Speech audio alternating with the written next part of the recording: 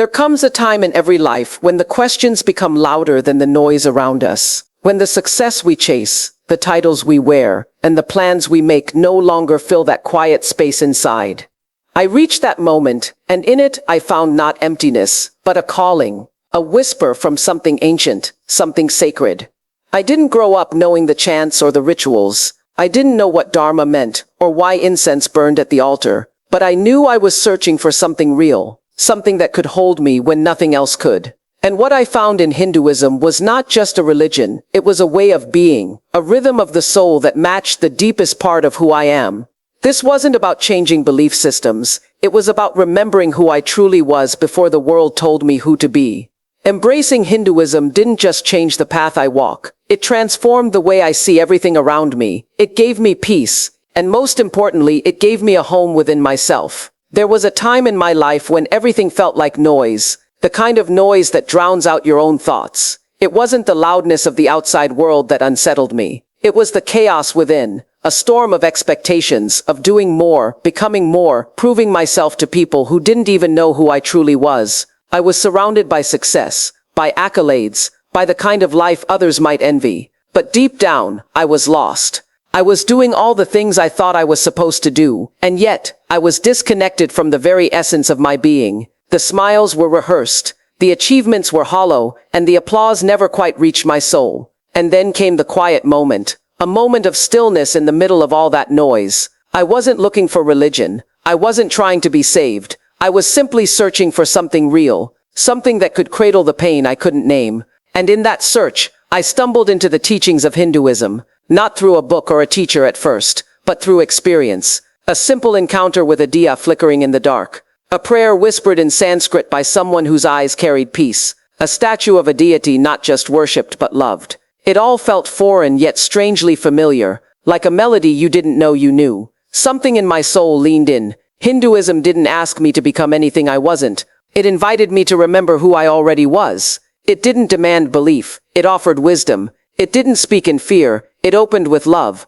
As I began to explore its depths, from the sacred verses of the Gita to the powerful symbolism of gods and goddesses, I realized that this wasn't about conversion. This was about connection. Connection to the self. Connection to the divine in everything. Connection to the rhythm of the universe that was always there waiting for me to align. The chaos within me started to slow, not because life outside changed, but because I was changing. I learned to breathe again, not just physically but spiritually. Pranayama wasn't just a practice, it was a return to my breath, my awareness, my presence.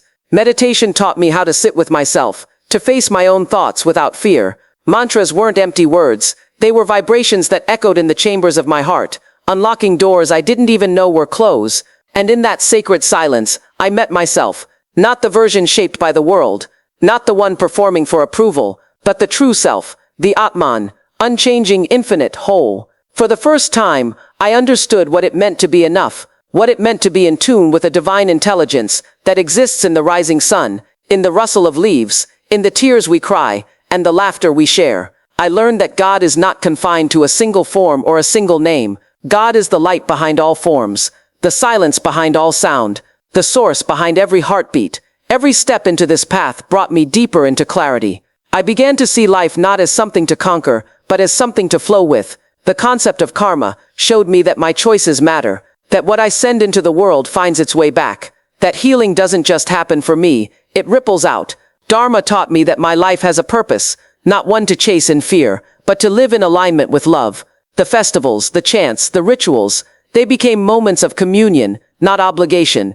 Each one reminded me of the beauty in devotion, the grace in surrender. This journey didn't remove all struggle, it didn't erase pain, but it gave me the eyes to see that pain differently, to see challenges as teachers, to see endings as beginnings, to see myself not as a victim of life, but as a co-creator with the divine. The heart of Hinduism is not just in temples or texts, it's in the way you treat a stranger, the way you honor your ancestors, the way you feed your soul before feeding your ego. There is something extraordinary about standing in front of a murti, offering flowers with tears in your eyes, not asking for anything but simply saying thank you. There is something sacred in bowing your head to the earth, in lighting a lamp, not to ward off darkness but to remember that light was always within you. There is something powerful in recognizing that divinity is not separate from you, it is you. It is the core of your being, the truth behind your smile, the force behind your forgiveness. As I walked further into this path, I stopped searching for validation. I stopped chasing the next high. I stopped trying to fix what wasn't broken. And instead, I started to listen, to trust, to align. I started to see life as a sacred play, a lila, where every role we play teaches us how to return to ourselves. I saw how every moment could be a prayer, if we lived it with awareness. How every relationship could be a temple, if we honored it with love. How every breath could be a blessing if we received it with gratitude. This journey from chaos to clarity has not been a straight line. There were doubts, there were stumbles, but what never left me was the sense that I was being guided, that I was not alone, that the divine was walking beside me, within me, through me, and in the moments where I faltered, I found strength in the stories of those who came before, in the courage of Arjuna, the compassion of Krishna, the stillness of Shiva, the fierceness of Kali. These were not just myths, they were mirrors, mirrors reflecting back the light that was always mine to claim. And so I continue walking this path, with reverence, with wonder, with open arms and a quiet heart. Not because I have all the answers, but because I finally know where to look. There comes a time in life when the outside world stops making sense, when the roles we play no longer define who we are, when the applause fades and the silence within grows louder. I found myself in that silence, asking questions I never dared to ask before, not about success or goals, but about meaning, about truth, about something that felt deeper than any achievement, more lasting than any praise. I wasn't looking for a new belief. I was searching for something I had lost somewhere along the way. Myself, not the version molded by society, but the eternal self, untouched and unshaken. And in that sacred search, I was led to three guiding forces that would forever reshape my soul: Dharma, Karma, and devotion. Dharma met me first, not with instruction, but with stillness. It wasn't a voice from the sky. It was a quiet awareness, a knowing deep inside, that there is a path meant just for me. A path that doesn't need comparison. A path that aligns not with ambition, but with truth. Dharma taught me that I wasn't born to live someone else's dream. I wasn't here to perform. I was here to serve a purpose written into the very fabric of my being. It's not always grand. It's not always loud. Sometimes it's in showing up for others with love. Sometimes it's in speaking your truth, when silence is easier. Sometimes it's in walking away, when staying would mean betraying your spirit. Living your Dharma isn't about being perfect. It's about being present. It's about honoring what is right for your soul, even when the world doesn't understand. And then there was karma. Oh, how karma changed me. Not in fear, but in freedom. I realized that everything I think, say, and do carries energy. That my actions are seeds, and life is the soil. What I plant, I will harvest. Not as punishment, but as a mirror. Karma isn't about fear of consequences. It's about power. The power to shape your future through the choices you make today. It woke me up. It reminded me that blame has no place when you're ready to take responsibility. I started to see how the patterns in my life weren't coincidences. They were reflections. The pain I ignored, the love I withheld, the chances I didn't take, all of it came back, not to punish me, but to teach me. Karma gave me the courage to choose differently, to speak kindly, to act mindfully, to forgive deeply, to live with integrity even when no one is watching. And then came devotion. Not just the ritual, not just the prayer, but the surrender. The moment when you realize you are not the center of the universe, and yet you are one with it. I remember lighting a small lamp, offering a flower to a deity I didn't fully understand, and suddenly being overwhelmed by a presence greater than words. Devotion doesn't ask for explanation. It asks for your heart. It asks for trust. It asks for surrender. In a world that teaches us to control. In devotion, I learned to let go, to cry without shame, to kneel without fear, to love without condition, to believe not because everything is certain, but because faith opens the door to what certainty never can. Together, Dharma, Karma, and devotion didn't just guide me. They held me. They became the foundation under my feet when the world shook. They became the compass when my mind was lost. They became the music in my silence. I started waking up with a different rhythm. I wasn't chasing anymore. I was aligning. I wasn't asking the world to fill me. I was learning to pour from within. I began to understand that life isn't about becoming someone. It's about remembering who you are beneath the noise. That the soul is not something we earn. It is something we return to. This path isn't easy. There are days when you forget, when doubt creeps in, when pain revisits you like an old friend. But the beauty of this journey is that you no longer walk alone. You carry the wisdom of the ancients. You walk in the light of those who came before. You breathe with the rhythm of the cosmos. Every breath, every step becomes sacred, and slowly, without force, transformation happens. You start seeing the divine not just in temples or scriptures, but in your daily life, in the smile of a stranger, in the sound of rain, in the way your heart softens even after being broken. You realize that you are not broken, you are breaking open. What I discovered in this journey was not a religion, but a relationship with something timeless, a divine presence that speaks not in thunder, but in stillness, not in judgment, but in love. I learned that the eternal isn't far away. It's not in some distant heaven. It is within me. Always was, always will be. Dharma gave me the path. Karma gave me the power. Devotion gave me the connection. And together they gave me back my soul. Not a new self, but the self I was always meant to be. The one who walks in peace. The one who listens with compassion.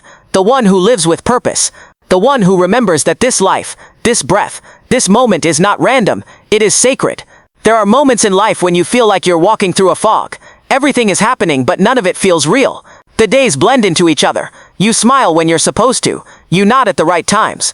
But inside there's a quiet ache, a sense that something is missing. Not in the world, but in you. I found myself there, surrounded by all the markers of what we call success, yet yearning for something that no title, no possession, no applause could give me. It wasn't more that I needed. It was depth. It was clarity. It was truth. That search didn't lead me to a new idea. It led me to an ancient path. A way of living that existed long before I had questions, long before the world taught me what to want. It led me to Sanatana Dharma, not as a label, not as a belief to wear, but as a living, breathing reality. Sanatana Dharma doesn't just speak to your mind, it calls to your soul. It doesn't ask you to conform, it invites you to awaken, to remember, to return to the light that's always been within you. I had always heard about inner peace, I had always read about the power of mindfulness, but when I stepped into the teachings of Sanatana Dharma, I didn't just learn these things, I began to live them. I started to see the divine not as someone far away, but as the essence of all life. The divine was no longer a distant power to be feared. It was the very force that allowed me to breathe, to love, to heal, to grow. I stopped seeing God as separate. I started recognizing the sacred in every sunrise, every breath, every heart that beat beside mine. And then came the light. Not a flash from the sky, not a voice in thunder.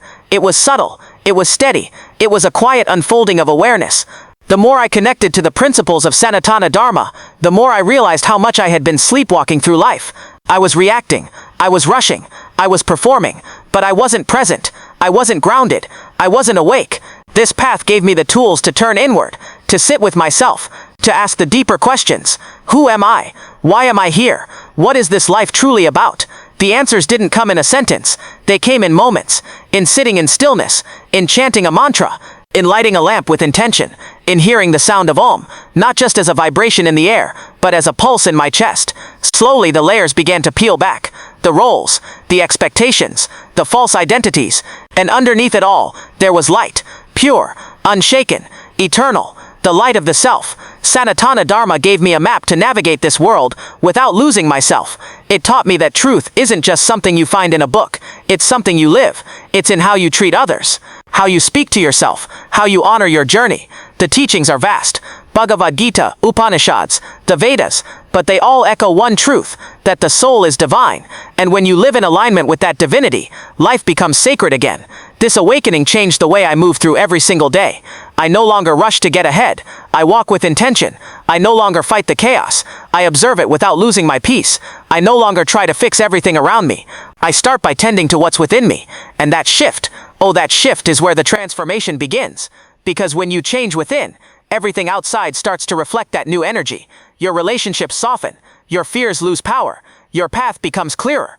One of the greatest gifts of Sanatana Dharma is the understanding that the divine resides in all beings, not just in saints and sages, but in everyone, in the child begging for food, in the stranger who cuts you off in traffic, in the friend who stays, in the one who leaves, and in you. That's when compassion takes root. That's when judgment begins to fade. That's when you begin to live not from ego, but from soul, from a place that knows we are all connected, and none of us are ever truly alone. Devotion too has a different meaning now. It's not just ritual. It's not just a morning prayer. It's in how you listen, how you show up, how you surrender your need for control, and open your heart to something greater. I learned to bow, not in weakness but in reverence. I learned to trust, not blindly, but deeply. I learned to love, not with condition, but with freedom. And that more than anything, is what woke me up. Love, unshakable, unconditional, divine love. It's not something I chased anymore. It became something I remembered, something I reclaimed.